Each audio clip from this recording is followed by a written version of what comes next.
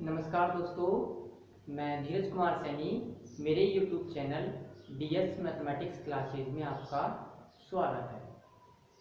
आज का जो ये लेक्चर है ये क्लास 12 मैथमेटिक्स के स्टूडेंट्स के लिए है।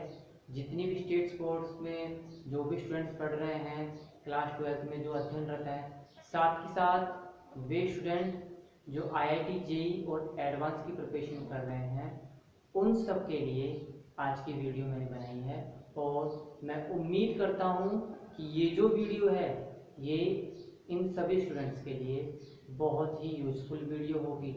ठीक है भाई, तो इससे ये जो वीडियो है ये हमारे chapter number 1 relation and function पर बेस्ड है। ठीक है, जो आपका टॉपिक है चैप्टर नंबर 1 का टॉपिक है रिलेशन एवं फंक्शन। ठीक है, तो उस पर बेस्ड है। साथ ही साथ ये इस चैप्टर का तीसरा पार्ट है। ये जो आज की वीडियो है ये वीडियो इस चैप्टर की तीसरी वीडियो है।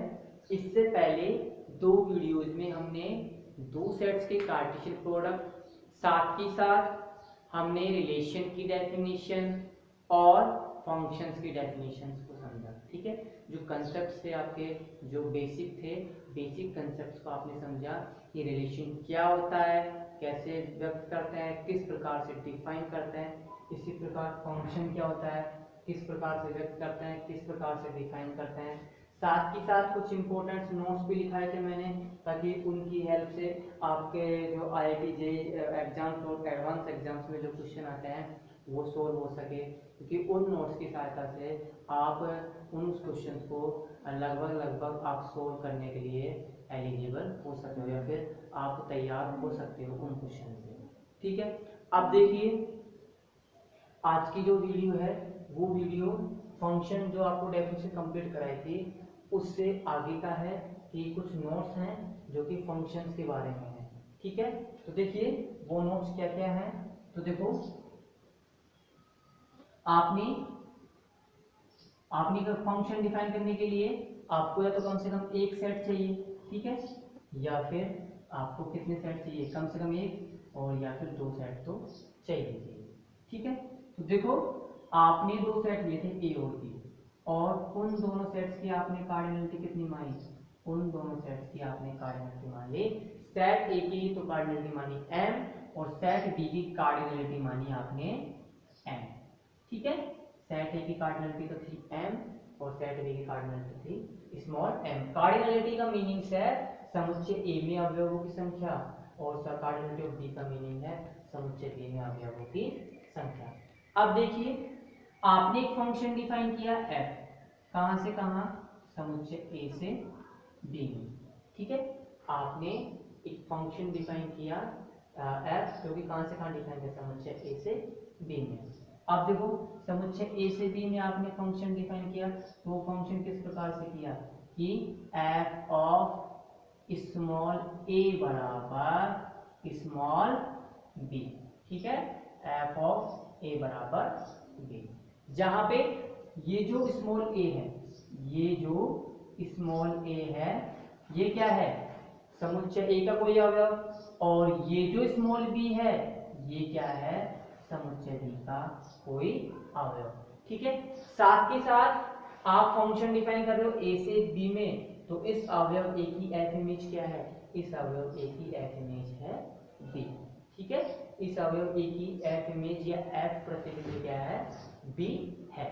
तो इस B को क्या बोलोगे, ये B कहलाता है, ये जो अवयव B क्या कहलाता है, A का f प्रतिबिंब।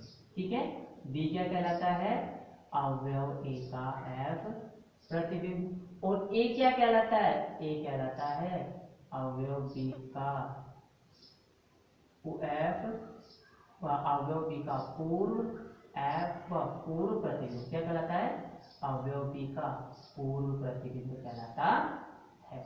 ठीक भाई, ये जो लास्ट लेक्चर था, और इस लेक्चर में भी इंक्लूड नहीं किया तो मैं बता देता हूँ, ये दोनों एलिमेंट्स होते क्या है, स्मॉल a और स्मॉल b। स्मॉल b तो होता है अवयव a का f प्रतिबिंब, और स्मॉल a होता है अवयव f का पूर्व प्रतिबिंब। ठीक है, दोबारा से देख लीजिए, आपने दो सेट लिए, आपको पता है फंक्शन डिफाइन करने के लिए सेट्स को नॉन एम्प्टी होना अति आवश्यक है। अगर सेट नॉन एम्प्टी नहीं है तो आप फंक्शन डिफाइन नहीं कर सकते। ठीक है, फिर आपने इन सेट्स को तो ले लिया आपने नॉन एम्प्टी सेट लिए तो इनकी कोई ना कोई कार्डिनलिटी होगी, तो आपने सेट ए की कार्डिनलिटी स्मॉल m मान ली, सेट बी की कार्डिनलिटी आपने स्मॉल n मान ली। ठीक है, और आपने एक फंक्शन डिफाइन किया f कहां से कहा, स्मॉल ए से स्मॉल बी में।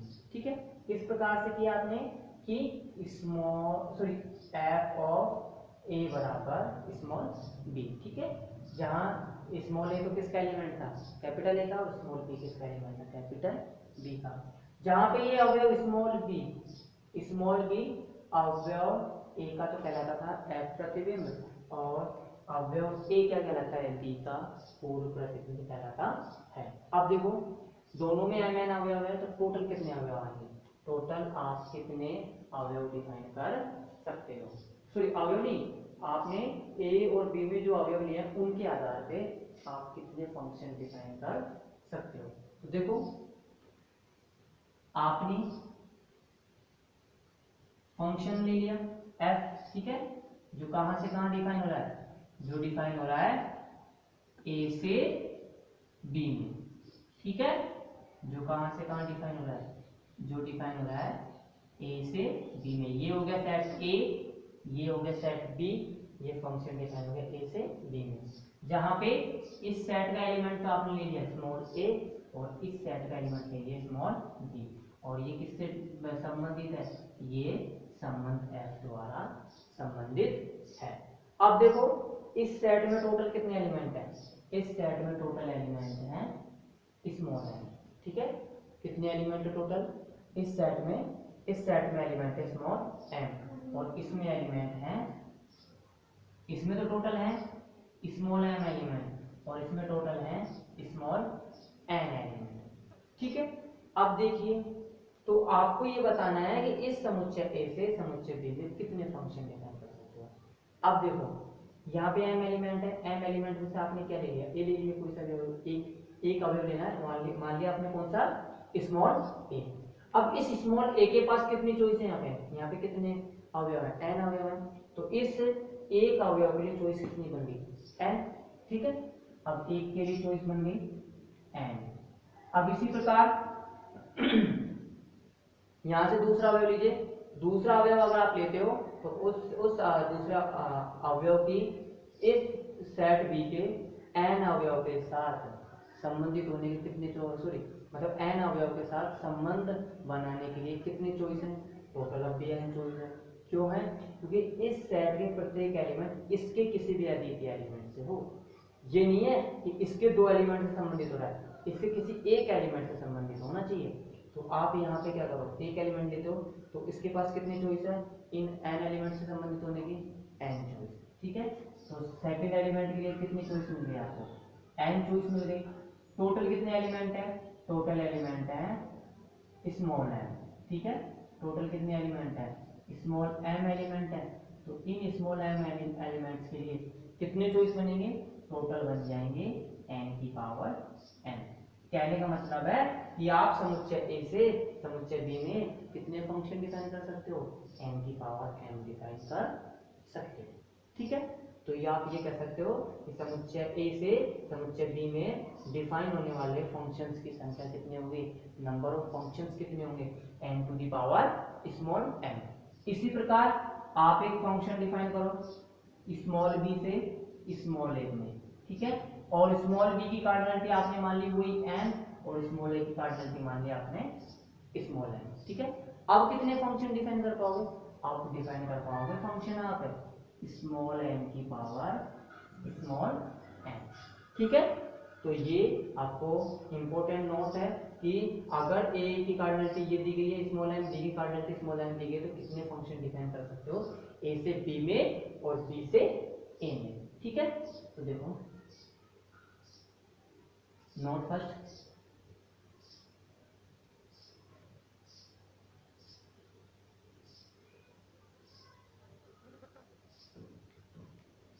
नोट फर्स्ट देखिए, माना कार्डिनलिटी ऑफ a बराबर स्मॉल m व कार्डिनलिटी ऑफ b बराबर स्मॉल m है, वह कार्डिनलिटी ऑफ बी बराबर स्मॉल एन है, तब तब तब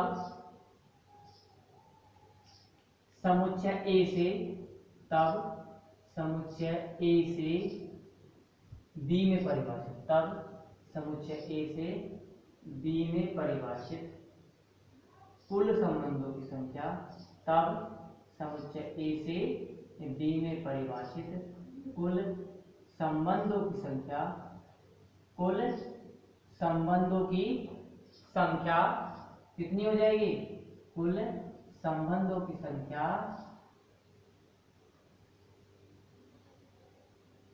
n की पावर स्मॉल m होगी।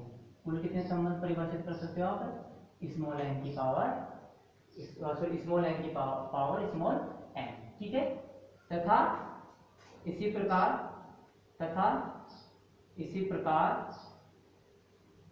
समुच्चय B से समुच्चय A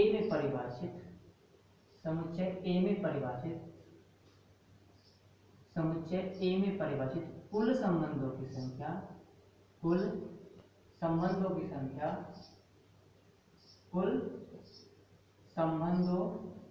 संख्या या कुल फलनों की संख्या, कुल फलनों की संख्या स्मॉल m की पावर स्मॉल n होगी, स्मॉल m की पावर स्मॉल n होगी, ठीक है। अब इसके बाद है नेक्स्ट फलन का प्रांत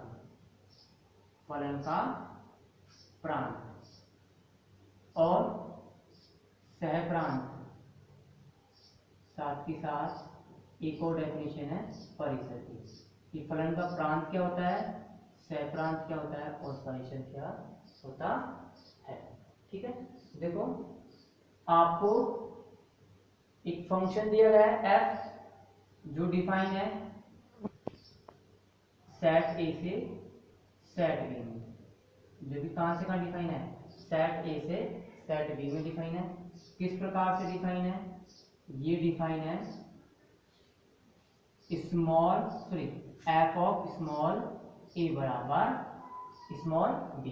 किस प्रकार से डिफाइन है, कि एफ ऑफ ए बराबर बी और ईच ए किसका एलिमेंट है, ईच ए एलिमेंट है कैपिटल ए का और ईच स्मॉल बी किसका एलिमेंट है, कैपिटल बी का, ठीक है। अब देखो, अब आपने जो फंक्शन डिफाइन किया है, आपने जो फंक्शन एफ डिफाइन किया है वो कहां से कहां किया है, समुच्चय ए से समुच्चय बी में। आपने ये जो फंक्शन डिफाइन किया है ये कहां से कहां किया है, समुच्चय ए से बी में किया है। तो जो ये समुच्चय ए है ना, समुच्चय ए क्या कहलाता है, समुच्चय ए फलन एफ का प्रांत कहलाता है। क्या कहलाएगा ये, फलन एफ का प्रांत, ठीक है। समुच्चय ए क्या कहलाएगा, फलन एफ का प्रांत। इसी प्रकार समुच्चय बी क्या कहलाएगा, समुच्चय बी कहलाएगा फलन एफ का सहप्रांत, ठीक है। क्या कहलाएगा, फलन एफ का सहप्रांत। अब एक और चीज, परिसर पे क्या होगा, परिसर भी देखो, आपने जो फंक्शन डिफाइन किया है ए से बी में किस प्रकार से किया है, कि एफ ऑफ ए बराबर स्मॉल बी, एफ ऑफ ए बराबर स्मॉल बी, ठीक है। आपने देखा कि ये स्मॉल ए क्या है, कैपिटल ए का एलिमेंट है, स्मॉल बी क्या है, कैपिटल बी का एलिमेंट है, ठीक है। और साथ के साथ ये अवयव ए क्या कहलाता है, इस अवयव बी का पूर्व प्रतिबिंब, और बी क्या कहलाता है, अवयव ए का प्रतिबिंब कहलाता है, ठीक है। अब देखो आपको क्या करना है, ये जितने भी बी आ रहे हैं, मतलब ये जितने भी एलिमेंट आ रहे हैं स्मॉल बी टाइप के, स्मॉल बी टाइप के जितने भी एलिमेंट्स आ रहे हैं उन एलिमेंट का आपको कलेक्शन करना है, ठीक है। जितने भी एलिमेंट आए स्मॉल बी टाइप के जो एलिमेंट आए उनका आपको कलेक्शन करना है, मतलब उनको इकट्ठा करना है और एक नया सेट बनाना है। तो जो नया सेट बनाओगे वो सेट फलन एफ का परिसर कहलाता है या परिसर समुच्चय कहलाता है। वो क्या कहलाता है नया सेट, वो नया सेट फलन एफ का परिसर या फलन एफ का परिसर समुच्चय कहलाता है। किससे व्यक्त करते हो? इसको व्यक्त करते हैं एफ ऑफ ए से। ठीक है, किससे व्यक्त करते हैं? एफ ऑफ कैपिटल ए से या एफ ऑफ ए से। ठीक है भाई, आप देखो मैं यही तो कह रहा हूं, इन सभी बी का कलेक्शन करके एक सेट बनाना है, वो सेट क्या कहलाएगा? परिसर। तो इस बी की जगह क्या है? एफ ऑफ स्मॉल ए। तो इससे करना क्या है? स्मॉल बी का कलेक्शन करना है और एक सेट बनाना। वो सेट क्या कहलाएगा? वो सेट कहलाएगा फलन एफ का परिसर समुच्चय। क्या कहलाएगा? फलन एफ का परिसर समुच्चय कहलाएगा। ठीक है, अब एक बात हो, आपको पता है, चल गया कि समुच्चय ए क्या है? फलन एफ का प्रांत, समुच्चय बी फलन एफ का सह प्रांत, और एफ ऑफ ए क्या है? फलन एफ का परिसर समुच्चय। अब एक बात हो, ये किसके एलिमेंट? एफ ऑफ ए बराबर क्या है? एफ ऑफ ए बराबर क्या है? Small b. मतलब आप क्या कर रहे हो? सेट बी के एलिमेंट ले रहे हो। सेट बी के एलिमेंट जब आप ले रहे हो तो आप क्या कह सकते हो? आप ये कह सकते हो कि रेंज सेट, ये जो परिसर समुच्चय, इसमें किसके एलिमेंट हैं? इसमें जितने भी एलिमेंट है समुच्चय बी के एलिमेंट हैं। तो ये क्या कहलाएगा? समुच्चय बी का उपसमुच्चय कहलाएगा। हमेशा ध्यान रखने योग्य बातें है ये कि हमेशा फलन का जो परिसर समुच्चय होता है वो क्या होता है? सह प्रांत का उपसमुच्चय होता है। हमेशा फलन का परिसर समुच्चय सह प्रांत का उपसमुच्चय होता है। ठीक है, तो ये एक इम्पोर्टेंट नोट है लिखाने के लिए, जो कि हम आपको लिखाएंगे। अब देखो, आपको पता चल गया समुच्चय ए फलन एफ का प्रांत, समुच्चय बी फलन एफ का सह प्रांत, एफ ऑफ ए फलन एफ का परिसर समुच्चय, और ये किसका सबसेट होता है? सह प्रांत बी का। अब एक बात हो, आपने ये तो डिफाइन कर दिया, पर ये क्या है? समुच्चय ए क्या है? फलन एफ का प्रांत है। ठीक है, समुच्चय ए फलन एफ का प्रांत है।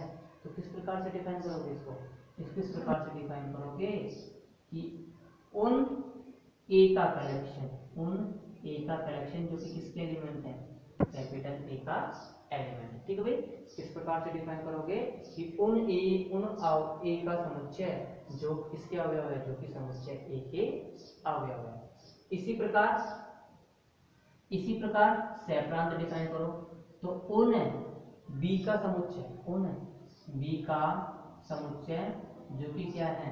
समुच्चय बी का कोई अवयव है। ठीक है भाई, ये बी जो कलेक्शन कर रही है किसके एलिमेंट है? समुच्चय बी का एलिमेंट है। और एक बात हो, अब रेंज सेट कैसे डिफाइन करना है? रेंज सेट में आपको वे बी लेने हैं, उन बी लेने हैं, मतलब उन स्मॉल बी का कलेक्शन करना है जो कि क्या हो? जो कि ए के किसी न किसी अवयव का एफ प्रतिबिंब हो, और साथ ही साथ ये जो ईच ए है ये क्या होना चाहिए? समुच्चय ए का कोई ना कोई अवयव होना चाहिए। ठीक है, क्या होना चाहिए? समुच्चय ए का कोई ना कोई अवयव होना चाहिए। ठीक है, अब देखो, ये आपकी डेफिनेशन हो गई फलन का प्रांत, सह प्रांत और परिसर समुच्चय। ठीक है, तो अब डेफिनेशन देख लेते हैं।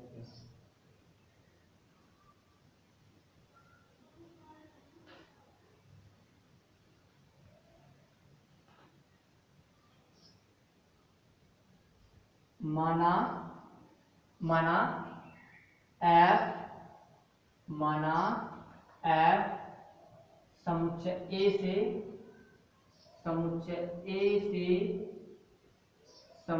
बी में, समुच्चय बी में कोई फलन है जो निम्न प्रकार परिभाषित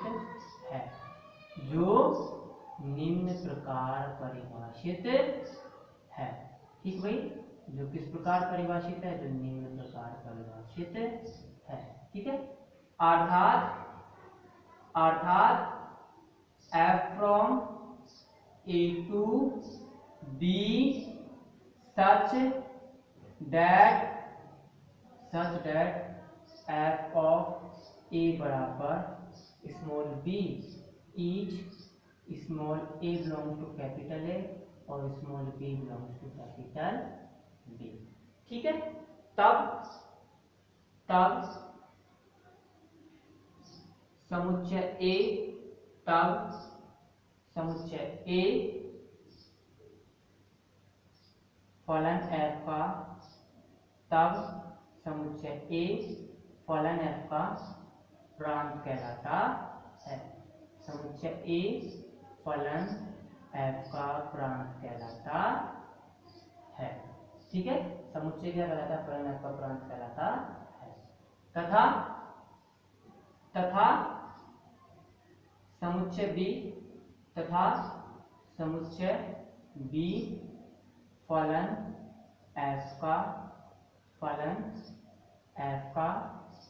सहप्रांत कहलाता है। फलन f का सहप्रांत कहलाता है। तथा समुच्चय बी के तथा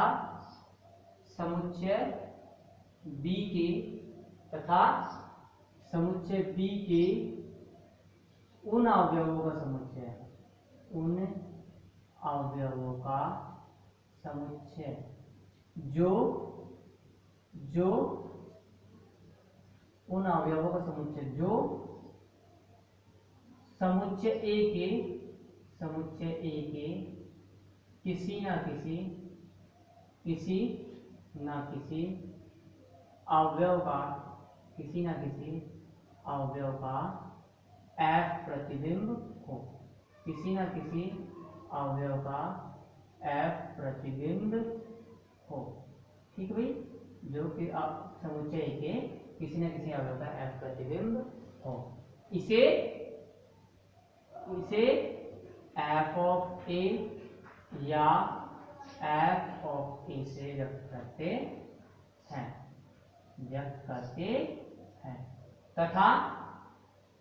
तथा निम्न प्रकार परिभाषित करते हैं।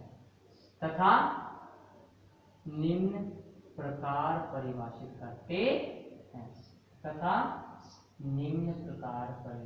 करते हैं।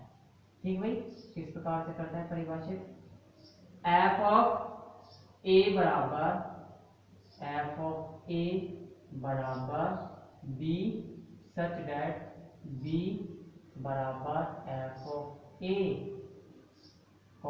each small a belongs to capital A। ठीक है भाई, उन b का कलेक्शन जो कि समुच्चय A के किसी न किसी अवयव A की क्या हो, f इमेज हो। तो आज का जो लेक्चर था वो यहीं पे कंप्लीट होता हुआ। साथ ही साथ आपको इसके नेक्स्ट जो लेक्चर है उसके अंदर आपको कुछ स्पेशल टाइप्स के फंक्शन आपको समझाए जाएंगे या फिर पढ़ाए जाएंगे, लेकिन उसके लिए आपको इन सभी कंसेप्ट के बारे में जानना बहुत ज़रूरी था। ठीक है, तो अगर आपको वीडियो अच्छी लगे तो लाइक करें, शेयर करें और साथ ही साथ चैनल को सब्सक्राइब जरूर करें। धन्यवाद।